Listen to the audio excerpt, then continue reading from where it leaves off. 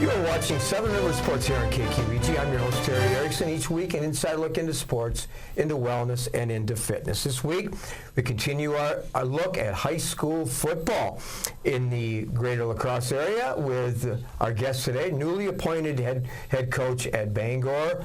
That is Kevin Kravik, along with Carter Horstman and with Trevor Jones. Welcome to the show, guys. Thanks, Terry. Thanks for having us.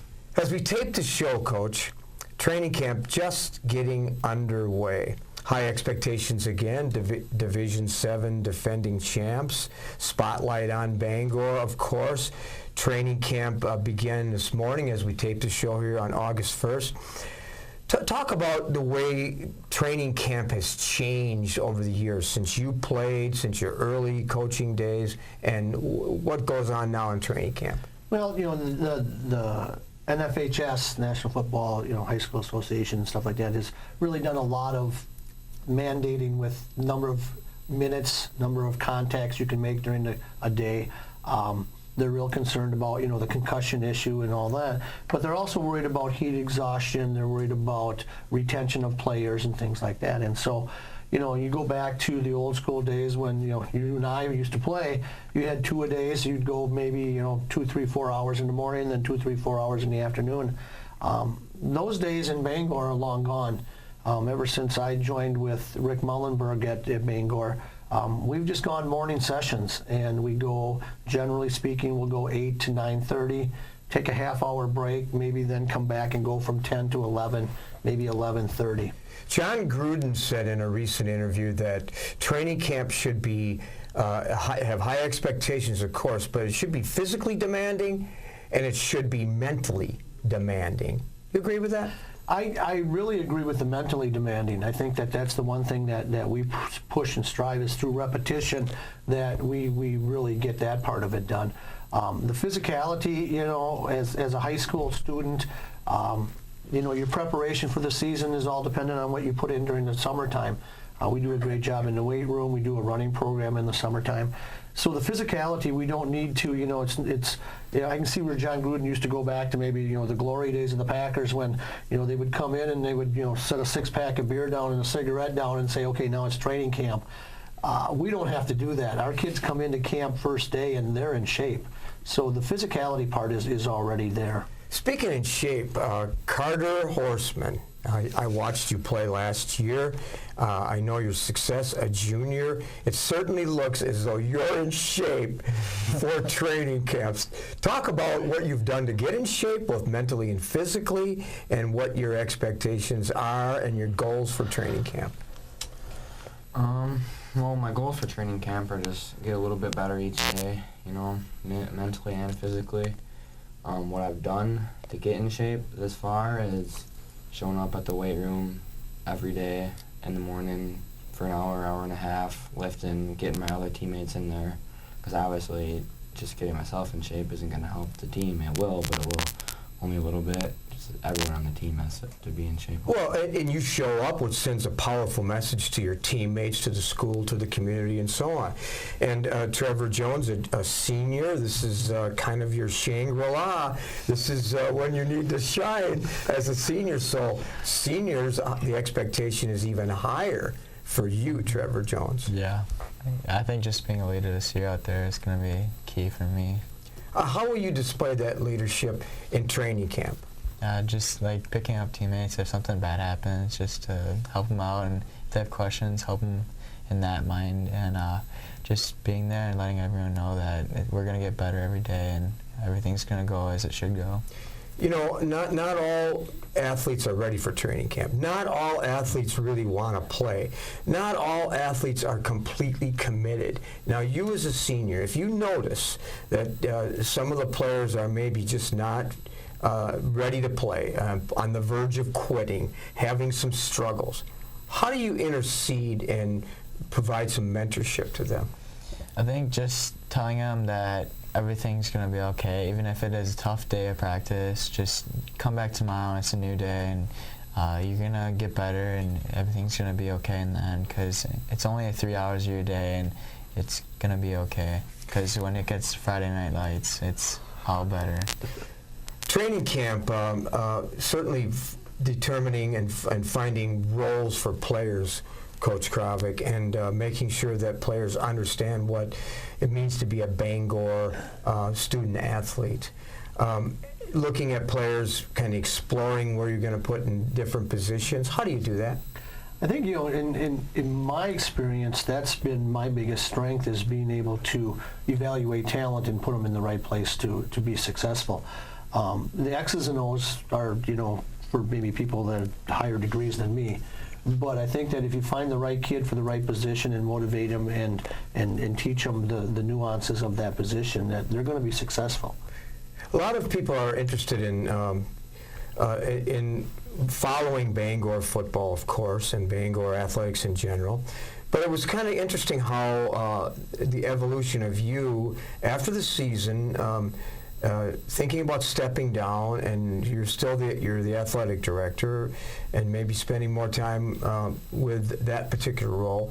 But then with the resignation of two of your coaches, Coach Mullenberg and then your other coach, Laufenberg, you emerged as the head coach. Talk about how that happened.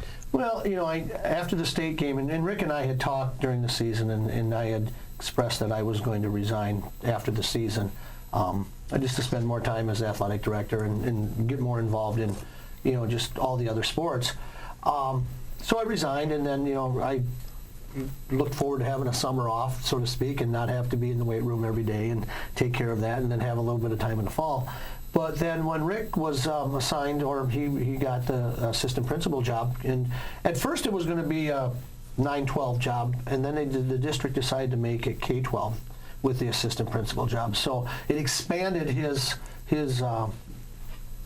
job description, and also he kept on his iPad one-to-one type of thing that he does with the curriculum coordinator for the district. He realized that it just wasn't going to work, and so he came to me and said, are you still interested in football? And I said, well, no, because he'd been after me to stay on and kind of come back every once in a while, and I said, no, if I step away, I'm going to step away. And so him and Dave Lane, our superintendent, kind of approached me and said, Rick is thinking about resigning, and we're 2 or 3 weeks out before the season starts. We might be in a little bind here. Did you feel you owed it to your players? No, I don't think that was it. I think I owed it to myself, that I've put a lot of time in and I've put a lot of energy in, that I just couldn't walk away from the game and the program, so to speak. That's the thing about Bangor is we have a program. It's not the players, it's not the coaches, it's not the parents, it's the program. It's a blueprint for success in football. 2 state championships. Last year, 14-0. State champions in girls basketball, boys basketball, volleyball success, baseball success. We go on and on and on. It's a blueprint of success for the nation in a small town to look at. Wow, how have you done that? Number one is participation. That's been ever since I got there. And it just didn't start when I was there as athletic director or coach, but participation, numbers. You can't win without numbers. And then once you get those numbers out, you got to get the camaraderie. I mean, these kids have all grown up together. They played ball since they were first, second grade, and then it just translates into, they see their older kids, the class ahead of them, or 2 classes, or 5 years, or 6 years. I mean, if you ask Carter or Trevor, did they watch games when they were in 3rd grade? Did they, idolize the kids that were out there? I know my son, who was a ball boy when he was in 2nd, 3rd grade, that was what he wanted to do when he got to high school. The spotlight shines brightly in a small community on student athletes. You are on a platform, Carter, and so is Trevor. Do you think about that all the time? And what does it mean to be an accomplished, gifted leader, a student athlete in a small community wearing that Bangor jersey? What's that mean to you, Carter? It means a lot. I guess I don't really. Well, what image do you want to share? I work some of your games, go to some of your games broadcast. I see all those middle school and elementary school kids surrounding the field, coming out there at halftime, prior to the game, whatever. And someday they want to be a Carter Horstman. You know that, don't you? And so how do you What kind of an image do you want to share with them? I just want to be a good role model for them and be the right example for them. And you're doing that, aren't you? You're doing that too. You absolutely are doing it. And so are you, Trevor. Do you think about the high expectation? It's a gift. It's an honor. It's a privilege to be an athlete. There's no question about it. Our grandchildren, our kids were all good athletes, grandchildren too, and I sort of share the same thing with them. Yeah, I just think you said it's student athlete, so it obviously all starts in the classroom, so I think just being able to be on the field and not on the sidelines and being able to play and showing the kids what you can do and what they can do when they're older, and then they get the chance to be on the field every Friday night. So you display that. If there's a bad call, sometimes officials make bad calls. You just react. You take the high road, don't you? Yeah, I just let it go, and you got to play for the next play because the game doesn't stop just because of one bad call. Yeah. So, but two leaders, no question about it. We're going to talk more when we come back. Again, the focus today: Bangor High School football. We'll be right back. At Schneider Heating and Air Conditioning, we have assembled a championship team who listens to what your needs are. We install carrier comfort systems that improve the comfort, efficiency, and the air quality of your home and workplace. We serve you with highly trained technicians who are prompt, friendly, and honest. For Gold Star treatment, turn to the experts, Carrier and Schneider Heating and Air Conditioning. Schneider Heating and Air Conditioning, your comfort is our business. Welcome back to Seven Rivers Sports again today. Bangor High School football as we begin training camp here in our coverage of local football. Head Coach Kevin Kravik along with Carter Horstman, Trevor Jones. There's a scripture reading I really like, and it goes like this, Coach. It says, where there is no vision, people perish. Where there is no vision, schools crumble. Where there is no vision, programs disintegrate. There's a vision that you have as athletic director, and it was proven last year winning multiple state championships. Is that vision continuing? What are we going to see this year with Bangor football? Well, first and foremost, and my vision is always to get as many kids participating in athletics as possible. And we have 38 kids out for football right now, which is as high as we've ever had in the last 10 years. Those numbers are real good. We got 11 seniors. You know, everyone said, well, geez, you're going to be a little low. You know, this year you had 13 seniors last year. Great class. We've got 11 seniors this year. So we always strive to get as many kids involved in athletics as possible, whether it be basketball, volleyball, you know, anything else that we do. So my vision is that we continue to be the most participating school in our conference. And of course that begins on August 16th when you travel to Melrose Medoro. They were 9-2 last year. They won the Dairyland, and of course you're the defending state champs. And then from there you are at home against Loyal, and then Royal, and then on with the conference season. Talk about what the expectations are in game one and throughout the season. Well, you know, as Trevor said, our number one goal is always to get better every single day. That's number one goal. And then, you know, we move on down to the list of goals is to win conference, to win the first playoff game, second playoff, third playoff, and then to win state. So we want to take it step by step by step. And, you know, Melrose Medoro is perennially a great team, and there's no doubt about it. They seem to always get better as the season goes on. We've been lucky enough to hold our own the last probably 5 or 6 years against them and get that first win. But, you know, it's kind of a little crosstown rivalry with Melrose Medoro. And that's the way we like it. The kids like it, and the Melrose people, you know, they support their teams very well. It's always great to have a good first tough game. It is.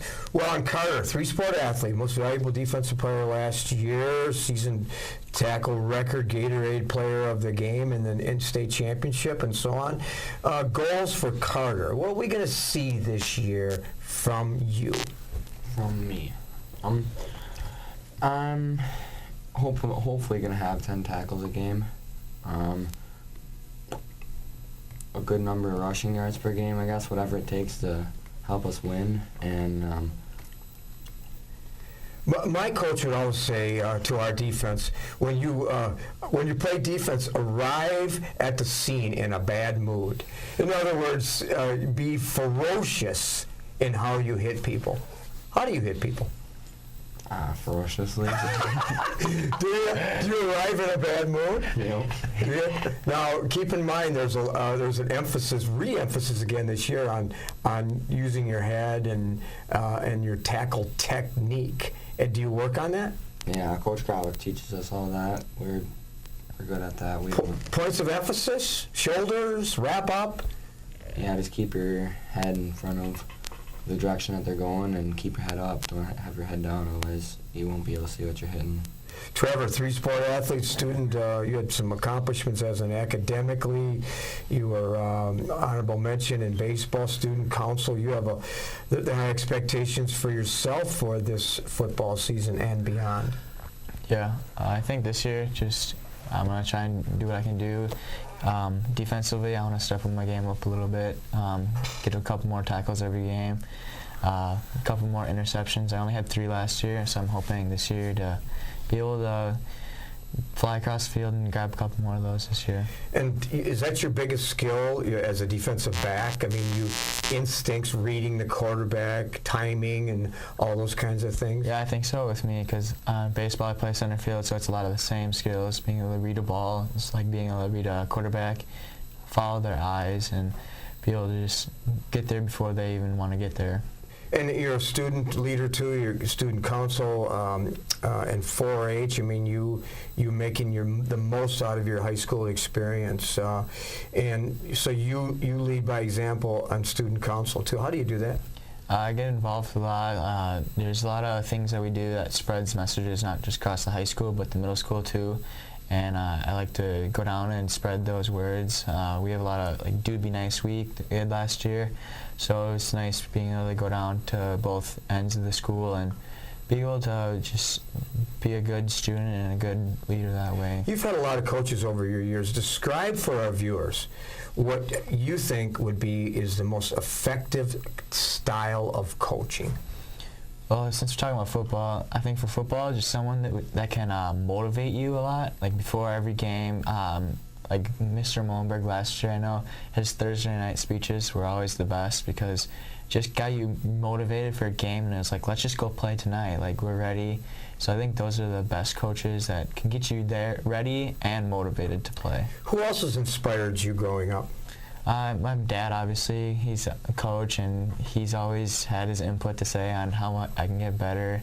But my favorite athlete was, for baseball, Carlos Gomez, and I liked Aaron Rodgers growing up. That's why I'm a quarterback.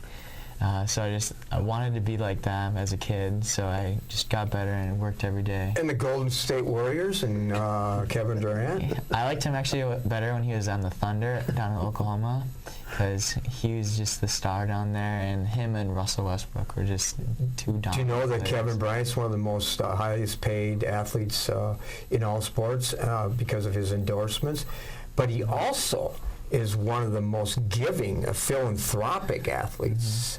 Did you know that? Yeah, I did. He's a big fundraiser out there. He is. Carter, you've played for a lot of coaches. Mm-hmm. Describe an effective coach.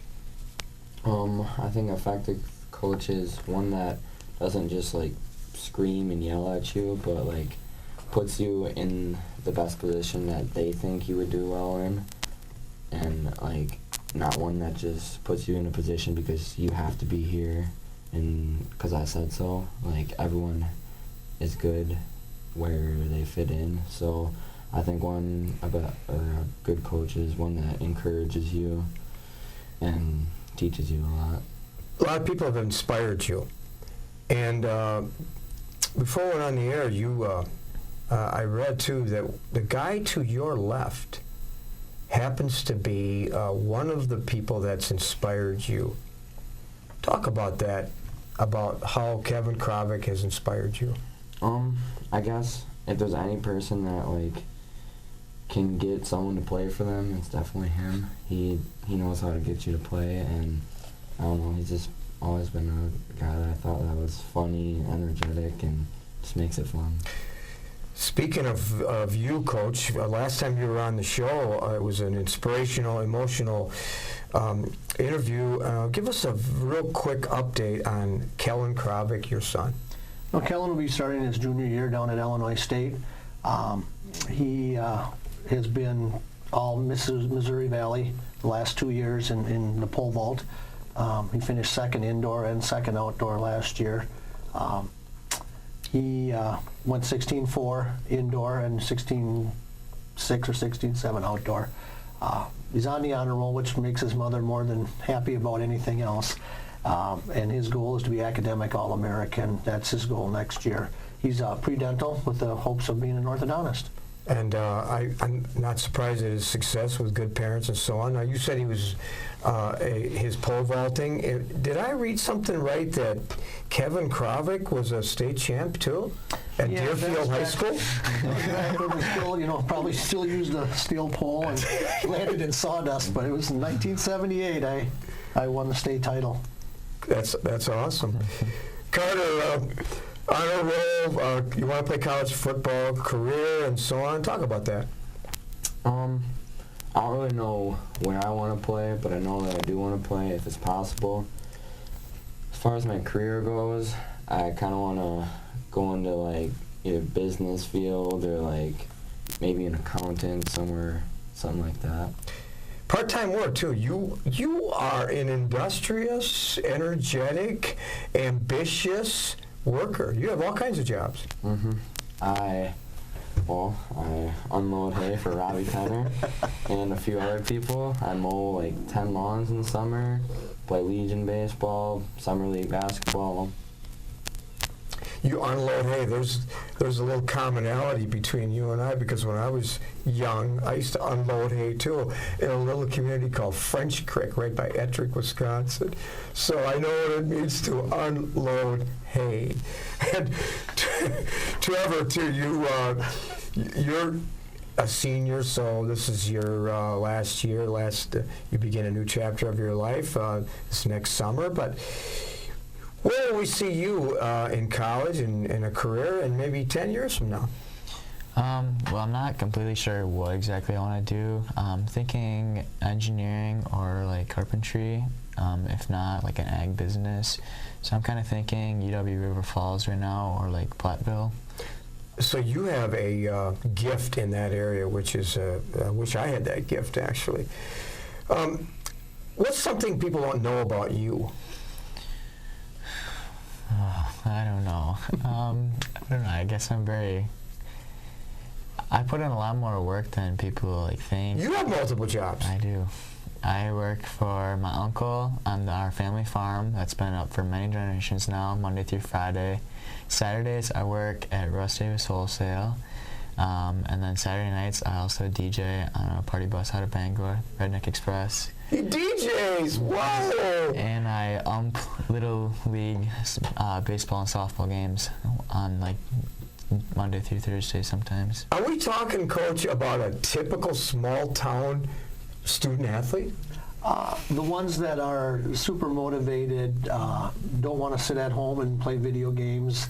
The ones that you just love to have out for your teams because you know that they can multitask. Philosophy of life, as we kind of close the show, some really provocative thoughts that you might have, Carter, that our viewers would like to know. Philosophy of life for a young junior student athlete. What would that be?